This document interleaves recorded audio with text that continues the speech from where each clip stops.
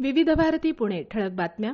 Railway क्षेत्रात उल्लेखनीय कामगिरी करणारे 100 अधिकारी आणि सर्वोत्तम कामगिरी करणारे प्रभाग अशा श्रेणीतील 70व्या अतिविशिष्ट रेलसेवा पुरस्कारांचं रेल्वे मंत्री अश्विनी वैष्णव यांच्या हस्ते आज नवी दिल्ली इथं वितरण होणार आहे. ऑपरेशन सिंदूर दरम्यान आव्हानात्मक परिस्थितीत अखंड रेल्वे सेवा सुनिश्चित केलेल्या आणि मदतकार्य सुलभ करण्यात योगदान देणाऱ्या अधिकाऱ्यांनाही यावेळी सन्मानित करण्यात येणार आहे. शोध मराठी मनाचा हे 21वं जागतिक मराठी संमेलन आजपासून 3 दिवस पणजी इथं सुरू होत आहे. हे संमेलन जागतिक मराठी अकादमी आणि गोवा राज्य आयोजन समिती यांच्या संयुक्त विद्यमानं पणजीतल्या कला अकादमी इथं पद्मविभूषण डॉक्टर अनिल काकोडकर यांच्या अध्यक्षतेखाली होत असून यावेळी राज्याचे मुख्यमंत्री देवेंद्र फडणवीस, गोव्याचे मुख्यमंत्री डॉक्टर प्रमोद सावंत, महाराष्ट्राचे उद्योग आणि मराठी भाषा मंत्री उदय सामंत आदी मान्यवर उपस्थित राहणार आहेत.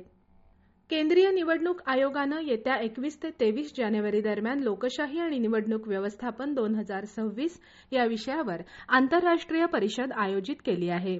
निवडणूक व्यवस्थापन आणि लोकशाही क्षेत्रातील भारतात होणारी ही आतापर्यंतची सर्वात मोठी जागतिक परिषद असेल. यामध्ये जगभरातल्या निवडणूक व्यवस्थापन संस्थांचे सुमारे 100 प्रतिनिधी सहभागी होतील. इराणमध्ये महागाई विरोधात तीव्र निदर्शनं सुरू असताना सरकारनं इंटरनेट बंद केलं होतं. तडीपार इराणी युवराज रझा पहलवी यांनी त्याबद्दल इराण सरकारचा निषेध केला.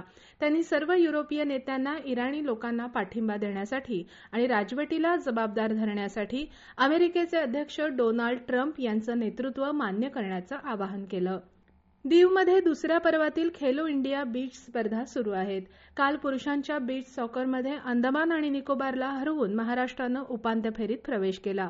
पेंचक सिलेटमधील रेगू प्रकारात महाराष्ट्रानं 2 रौप्य पदकांची कमाई करत दिवस गाजवला.